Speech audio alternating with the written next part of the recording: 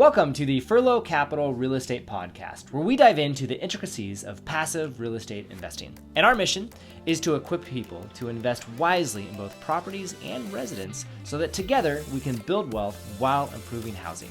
I'm James, and this is my wife, Jessie. Hey, we did our first installment of, if you can call it an installment, of orthodontics for our daughter. So yes. Apparently the first step is spacers. Yes. To make a space. They're little rubber bands you put in between your backest. I kind of remember, so I had to get some of those. When me too. Did mine. I kind of remember them. It's just like that annoyance of like, there's something stuck in my teeth. Go ahead. She kept telling me, like, it just feels like something's stuck in my teeth. I'm like, there is something stuck in your teeth. Like, it has to stay there. And then later this afternoon, I was like, does it hurt? Or, how's it feeling? Whatever. She was like, nah, it doesn't really hurt. It's just there. Like, I just feel it. And she's like, can you give me some Tylenol so I don't feel it anymore? I was like, that's not how that works. I was like, you need like some numbing something if you don't want to feel it, but that's not happening. So. Does it hurt or just no? She just was annoying? like, it doesn't hurt. It's just annoying. I was like, deal with it. All right, you'll get used to it. That's what happened to me. We walked in and it was serious. It was like a 2-minute appointment. Like we walk in, she checked in, and I was like, you gotta learn how to do this. She did it, and then we sat down. They called her back, and it was like. Appointment was at 9:00. We were 5 minutes early. They called us at 8:58. We went back. We sat down. She kind of explained it, and I kid you not, like we were up and leaving by 9:02. That's amazing. It was pretty quick. Pretty quick. Yeah, we're like, oh, they won't all be like that, but no, they won't. But it was good. It's a good starter one. Yeah, there's a first for many things. This is one of them. And what we want to talk about today is our property that we bought that was on First Avenue. Yes, so it wasn't our first property. That was masterful. It was our third one that we bought, but it not was... on third, on first. Yeah. Do you remember how we found it? I do remember how we found it. I'm curious about your version of this story, because I've told it many times. If I remember correctly, we went out to dinner. This was pre-kids. Red Robin. Yes. We were at Red Robin. And I don't remember why we were looking at properties. Because we're nerdy, I guess. Bored. We were waiting for our server to come. That's true. Okay. So we were sitting waiting, and we were just scrolling through listings. Zillow, yep. And this one popped up. Yeah. Which the listing was like, it looked like a dump. Yeah. Like it did not look pretty. And I think. I just kept going. Yeah, you just swiped, and I was like, whoa, wait. Go back to that one. It's cute. I think I said, like, it's cute. And you're like, for the record, fine. Cute on this one was a roof that was completely filled with moss. It was Pepto-Bismol pink. Oh, yeah, the color was siding, awful. Like, wooden old windows, shag carpet in the living room. Which, so I'm just saying, like, all of these those are the kind of things that, were, like, like, you saw these pictures, though. And I'm like, it's cute. Okay, here's, what I saw was some redeeming factors. Sure. Of, like, it was, think like not tiny home, but like a step above that. So you're like, this is like, it's a cute space. Like just for the two of us, it would totally work. And there was some character to it. Like it had built-ins, it had interesting doors. Yeah. It had like, which I don't know, that for a historical type of place is like, it was cute. It was, I don't know. Quaint. Yeah, I guess I remember. Kind of fun. But I also remember in our conversation at the restaurant, you were like, "Oh yeah, wait, why'd you go past that one?" I was like, "Dude, did you see the picture?" And you were like, "Did you see the price?" I was like, "That yeah. is true." Did you see the picture? And that was the other thing. Yeah, I was so like, we finished dinner, and you were like, "We got to go check this place out." Yeah, I was like, "Let's go." Do you remember when we pulled up? So it's like it's nighttime at this point. Yeah. Do you remember what was hanging out in the front yard? Yeah, there was a homeless dude chilling in the front yard. Yep. And I was just like, I think we've seen enough. And you were like, yes, we have. Let's call our agent. I was like, who are you? Well, I mean, the timing was perfect as well. Because we had been talking about outreach or like positioning ourselves in neighborhoods that like needed help or needed love in them. And it was like perfect. I was like, hey, look at that. There's someone right there who needs love. And like this neighborhood obviously is in trouble. I remember that too. So we put in an offer, and we ended up buying this. Do you remember how much we purchased it for? It was around that $60,000, I think. Yeah, it was $62,500, which we actually offered less at the time. It was like $58,000 or $57,500, something like that. And we were talking with our mortgage broker. He was like, "This is going to sound really weird, but you need to offer more for it." He's like, because it puts you into a different loan category at this level. If you can get above 60,000, it puts you into a better type of loan. So he's like, so offer bigger price, but then have them pay for some of your closing costs, which is a pretty classic trick that happens. So, which I was like, cool, less that I have to bring to the table. I love it. And so we actually bought it. So we ended up putting just over $5,000 down for this home, which was awesome because the year prior we'd received our tax returns and we had, because of other real estate stuff, we received a little over $5,000 back. And so it was just like, and the timing of the purchase, which was, it was in April. It was like, yep, we'll take the funds from this tax return, we'll put it right over here. And so it was like our monthly budget was never impacted by it. It was pretty nice. Awesome. Yeah. And then, as you noted, we moved in and we pulled up the carpet and there was wood underneath. And it was in pretty good shape. So we left it as is. The roof did have moss all over it, but all we had to do was clear off the moss, and the roof itself was still solid, didn't leak, it was still good. And we actually never replaced it the entire time that we owned it. And it had, we always joke that we bought a fixer-upper and then we just didn't fix her up.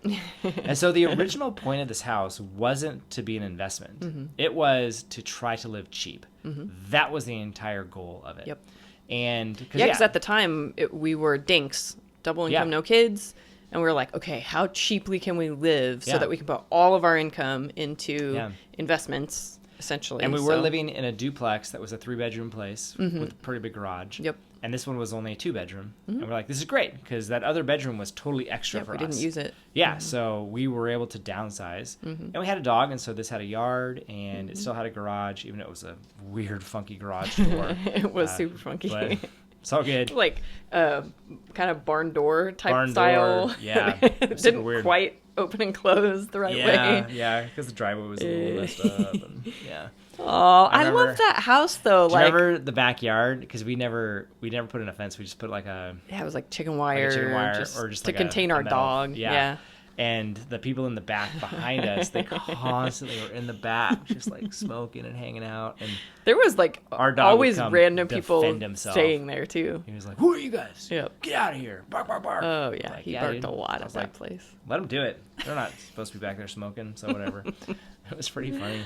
I remember. So that place was a rental, and like you said, they used to have random people coming in and out. I remember we replaced the sewer because the city had a sewer program. That's right. Where they would do it for you, but I had to get permission from them to let the people go on their land.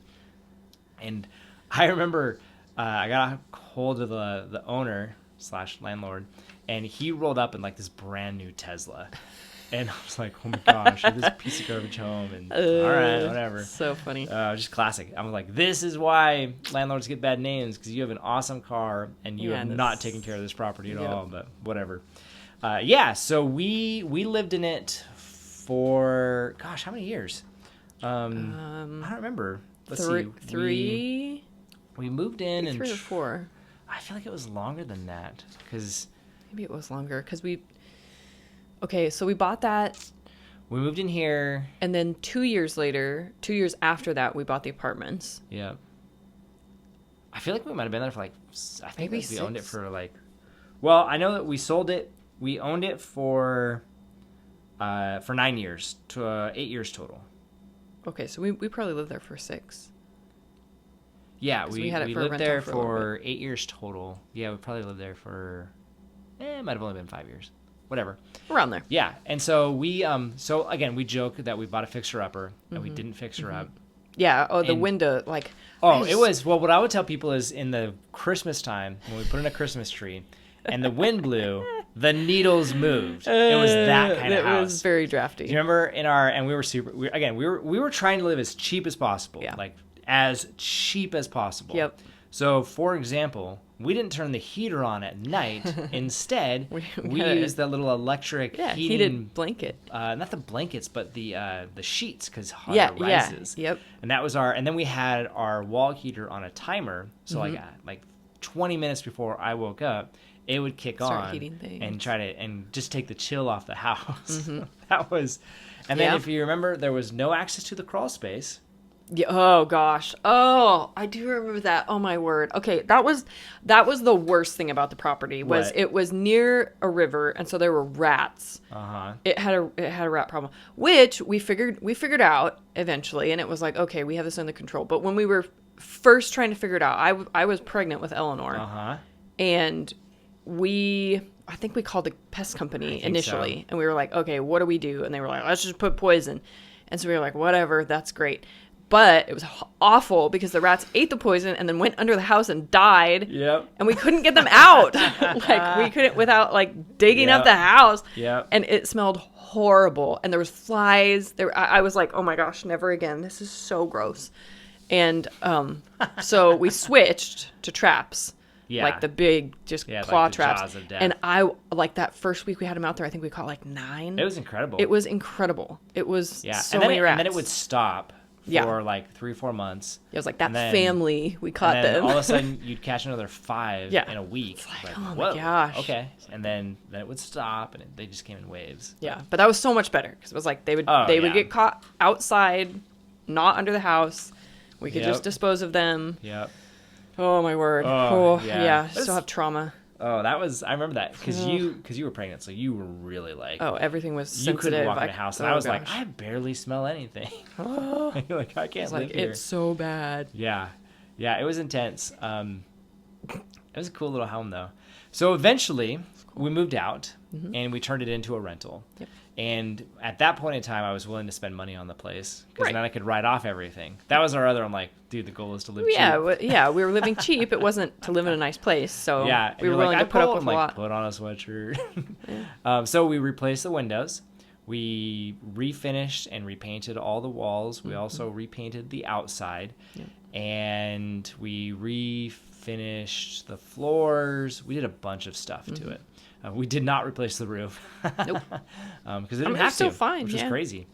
And I've driven by it. Another little quaint thing about this place was it had this steep staircase up to the attic space, which was half-ish finished. Yeah. But the previous owner had trains, like a train set. Right. That train set that was and you could hear the train go by. It was a block from the train tracks. I remember that. It would kind of rattle. So you can imagine this guy who like the train's coming, they run up there and like run his little train track while the train's going by. Yeah, exactly. You can imagine it. We tore all that out. Yeah, we took it all out. We just kind of used that space as storage. To be clear, we tore it all out when we were moving out, because we did not do any work on the place when we moved in. Yeah, no. I remember you had to clean it. Like you cleaned the walls and everything. You just scrubbed everything, and it was super gross and dirty. And I remember having friends over doing that. It was great, dude. That was a process. Yeah, we cleaned it when we moved in. So, how did we do on this investment? Great is the question. So we bought it for. I was sad when we sold it though, because it was like I just have to say this one more thing. Yeah.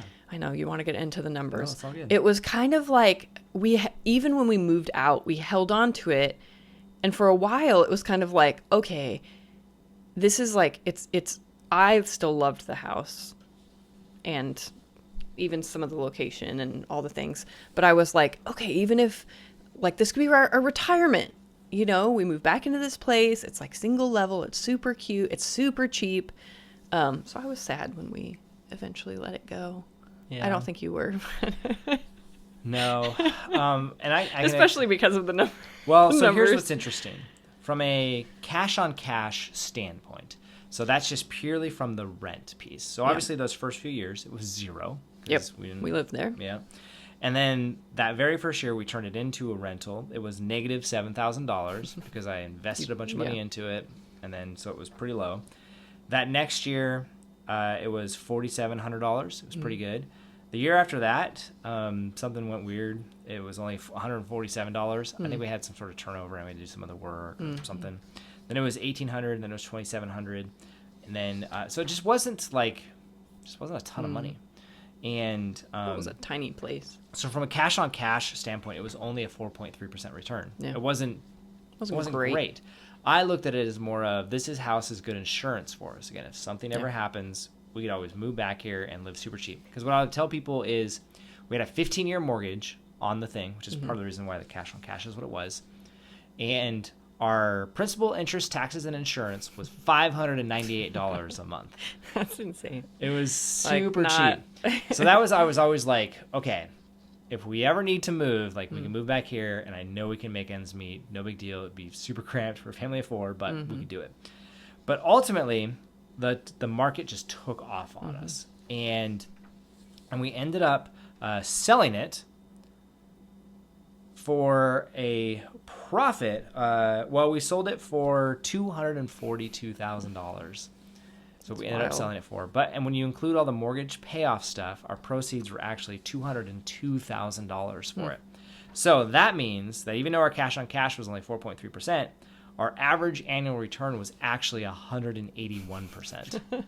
And it was all because of because of when we sold it. And that was where I was like, we have to. It's borderline irresponsible for me taking care of this household and this business to just hold on to it. Yeah. Because it would take me forever, to make up that same. It would take me 100 years to make up that same amount. So I was like, no, I'm not gonna hold on to it for that. I can reinvest it into something else, which is ultimately what we did. Yeah. We took that. We sold two other places, put it into some warehouses where we actually get a better return, better leverage, all that stuff.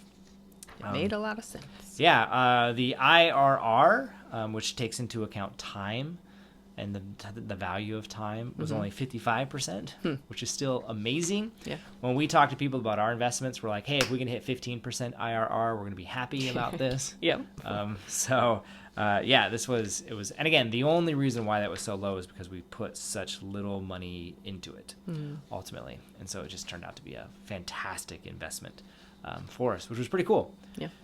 But yeah, it was a fun house. It was small, easy to clean because it was small. The bathroom was weird too, though. Bathroom was funky. It was just like any small house. We are currently in the middle of a project right now, rehabbing, fixing, and then eventually going to resell this house. That is a slightly bigger version of this one. Aww. Yeah. So instead of it being a 2-bedroom, it's a 3-bedroom, but it's that same kind of era, same kind of funkiness about it. So we're going through redoing all the same stuff, right? Yep. Doing the windows, improving the siding. Yep. Going to redo the floors, cabinets, everything. Redoing walls, it's gonna be painting. Awesome when it's done. Does it have any paneling? Yeah. There was some paneling in this place, which I think we just decided we kind of repaired places and then painted it. We retextured it. We textured it. Okay. Yeah. Yeah. But yeah, so that was that project. I thought it was pretty fun. It was good.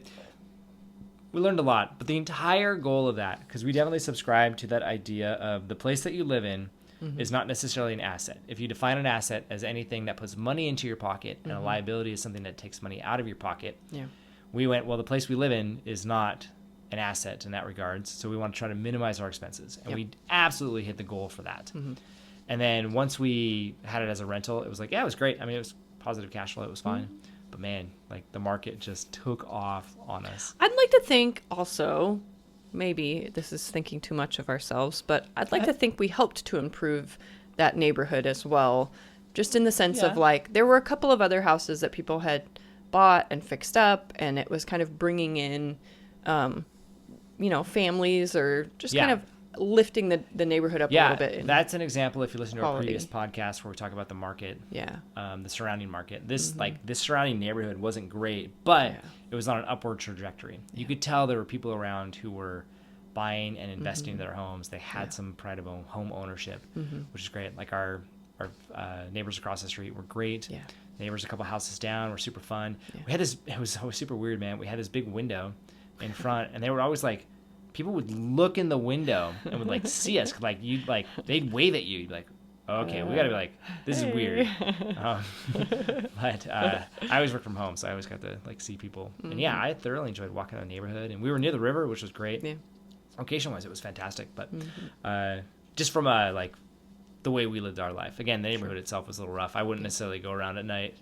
There were a few nights where there were people who'd be like, they'd be in fights and just yelling and screaming at each other while walking down the street. I'm like, oh my gosh. A little bit but of that. honestly, we get some of that here. We get those punk teenagers who are like cussing up a storm and goofing off and listening to their boombox. Like, what are you doing? It's 2 in the morning. 2 a.m. Yeah, it's crazy. So whatever, happens everywhere. Yeah.